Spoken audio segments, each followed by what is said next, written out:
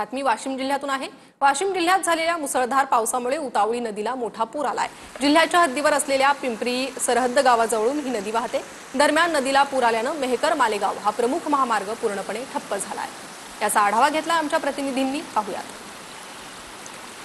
वाशिम जिल्ह्यात काल सायंकाळपासून जोरदार पाऊस बरसत आहे। आज सकाळी संततधार पाऊस सुरू आहे। त्यामुळे वाशिम जिल्ह्यातील जो नागपूर मुंबई हा जुना जो महामार्ग आहे याच्यावरती जो पिंपरी सरहद आहे ते कन्वड या दरम्यान मोठा पूर आला आहे। यामुळे पूर्णतः रस्ता बंद झाला आहे। आपण बघू शकतो हा वाशिम मेकर हा महामार्ग असून या ठिकाणी या पिंपरी सरहद ते केनवड या ठिकाणी मोठा पूर असल्यामुळे पूर्णतः हा मार्ग बंद झाला आहे। मागील 2 तासापासून या ठिकाणी मोठ्या प्रमाणात वाहने लटकून आहेत। तसेच प्रवासाचे मोठ्या प्रमाणात हाल झाले आहे। आपण बघू शकतो सध्या पूर परिस्थिती निर्माण आहे। त्याच्यामुळे या ठिकाणी दोन्ही मार्गावर जर 500 मीटरच्या जवळपास हा पूर्ण रस्ता हा बंद झालेला आहे आणि पूर्णतः पाणी आहे। याच्यामुळे पूर्ण रस्त्यावर पाणी आपल्याला दिसून येते। कॅमेरामन सचिन राणेसह विठ्ठल देशमुख, TV9 मराठी, वाशिम।